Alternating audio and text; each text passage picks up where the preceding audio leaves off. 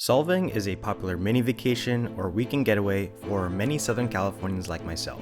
Known as the Danish capital of America, Solvang offers plenty of unique things to do, which I was able to cover during a recent trip with some friends.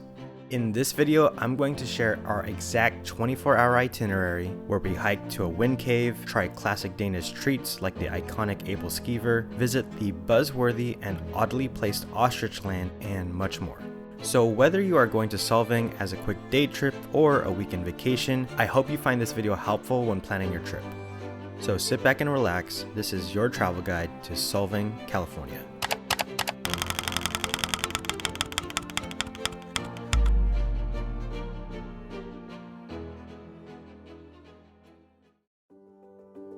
Our trip begins from LA, which is about a 2 to 2.5 hour drive to Solvang depending on the traffic. We left early on a Saturday morning to make sure we had as much time as possible to enjoy the area. By the way, I created a written guide of this exact itinerary with an interactive map, and you can find it on plannin.com, link in the description below. Just make a quick account so you can have access to all of its features, but more on Plannin later in this video. Our first stop was a morning hike at the Gaviota Wind Caves, which is on the way to Solvang if you take the Pacific Coast Highway. This hike had been on my radar for years because of its popularity and the wind caves themselves, which apparently have been formed over the course of thousands, if not millions of years. I'm always trying to add some element of nature to my trips, even a short one like this, because nature is one of the primary reasons why I travel, and hikes are a great way to satisfy that. Anyhow, the hike was short at 2.4 miles, yet steep at 750 feet. A big downside was an overgrown portion near the beginning of the trail that you just have to pummel through to continue. But once you pass it, you can enjoy the views. I highly recommend coming in the spring when the wildflowers are blooming.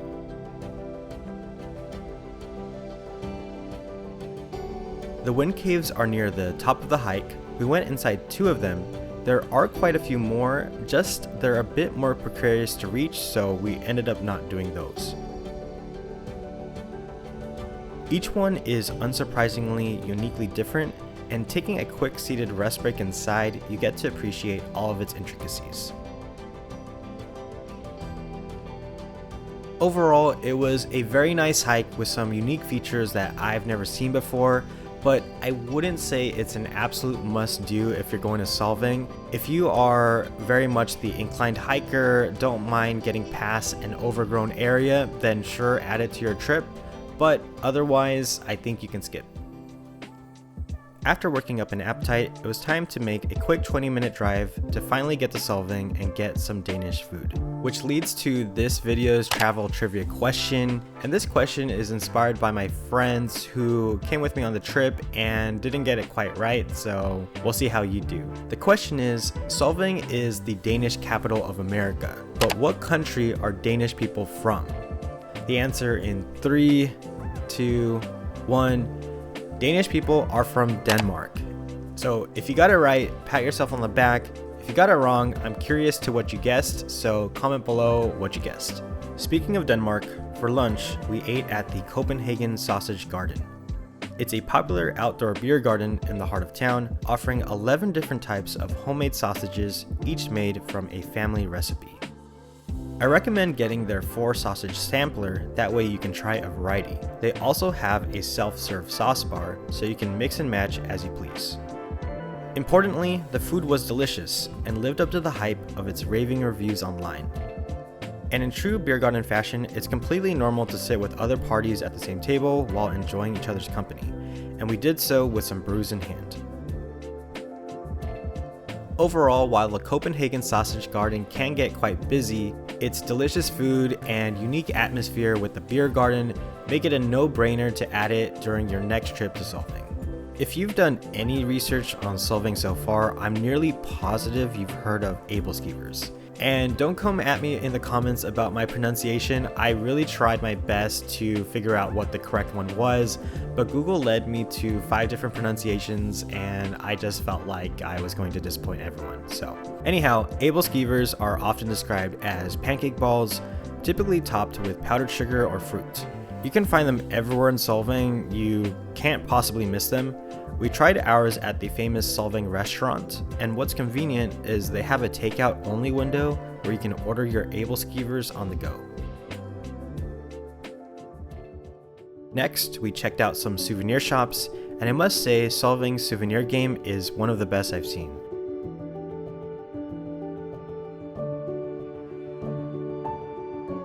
For those who are new to my channel, I am obsessed with magnets, hence these magnet boards behind me. Whenever I travel somewhere new, I get a magnet. So for Solvang, I do have it up here. I'm gonna grab it. Okay.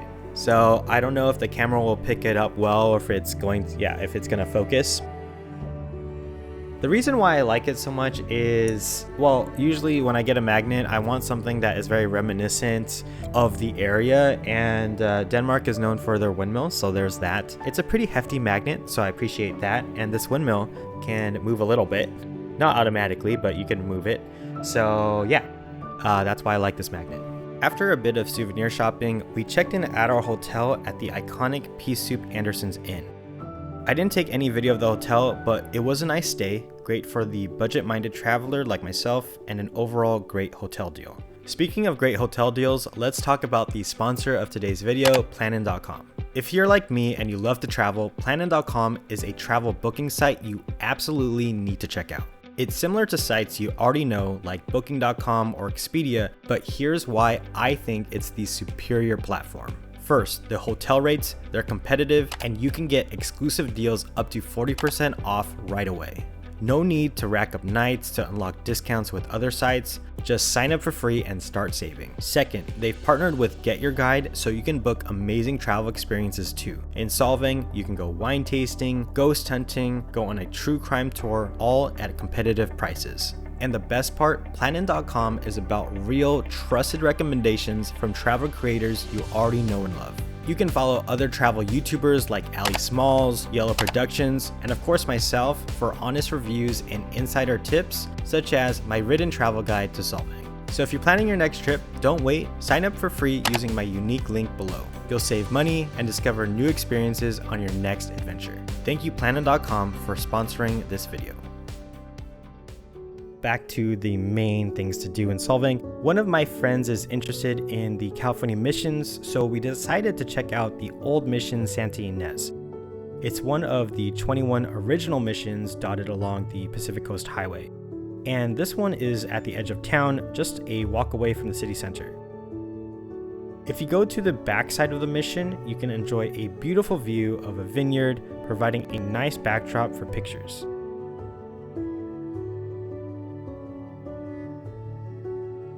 We checked out their gift shop, which is where we paid $5 each for a self-guided museum tour. We got to learn about its history, see old artifacts, and tour the grounds, which were very well kept.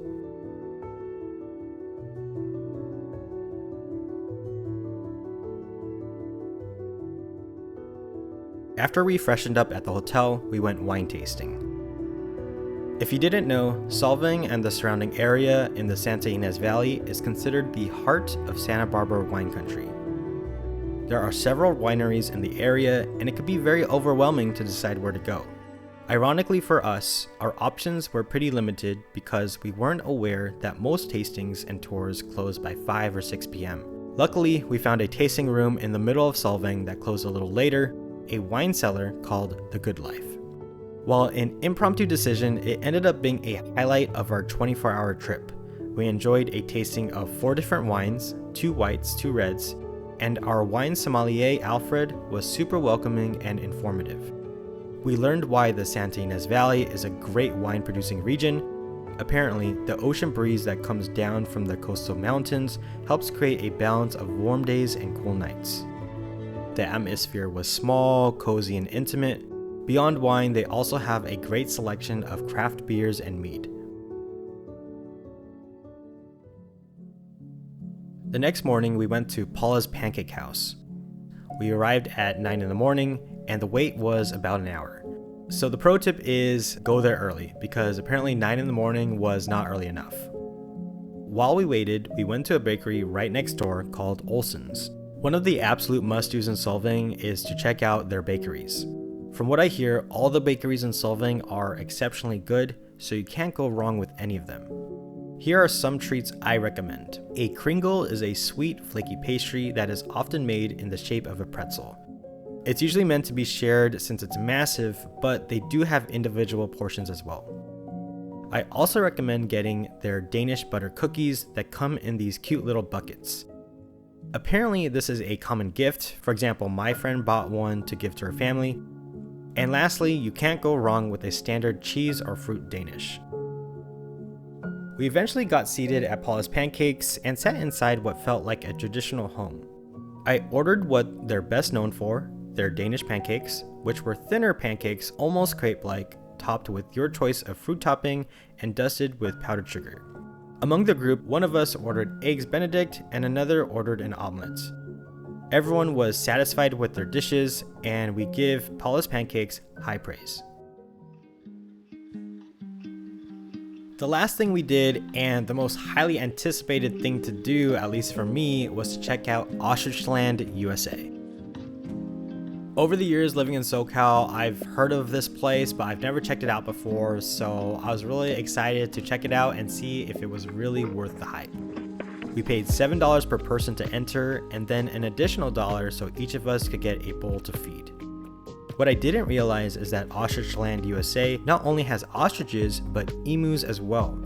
What's the difference between the two, you may be wondering? Here are some differences that I thought were interesting. Ostriches are the largest birds in the world, emus are the second largest. Ostriches are native to Africa, while emus are native to Australia. And ostriches have black and white feathers, while emus have light brown feathers. Anyhow, this feeding the birds thing was a fascinating experience. Candidly, I'm not great with animals, especially if multiple of them are like going and attacking the same bowl. So even though it was a bit frightening, it was just a lot of fun. I can see how bringing your family here, it would just be a great experience. Overall, I can definitely say it was worth the hype. Of course, it's a bit unique, it's a bit wacky, but I think that's the whole charm of it. Do I think you need to include it during your next trip to Solvang? Yes. If you've been there before, then maybe not, but for the first timer, I definitely think it's a must-do. While some might say Solvang is boring or overrated, I personally had a great first time experience checking out some of its highlights. I'm open to coming back and checking out more of the wineries. I also really want to visit Paso Robles one day, as a lot of people have recommended that place to me before. I also wanted to share with you guys that I made a new Instagram account. It only has like 10 followers or so. It's not so much about the travel on that account, it's more about my journey as a new travel creator since I just started earlier this year. So if you want a more behind the scenes look and delve into kind of more of like my thought process behind each video, then you can follow me on Instagram. It's at Keanu Travels 2, similar to my YouTube channel name. Otherwise, you can expect a video soon on Yosemite National Park. I actually have a series of 5 to 6 videos planned for it, and I think it's going to be super helpful, and I just can't wait to share it. As always, happy travel planning, and see you in the next adventure.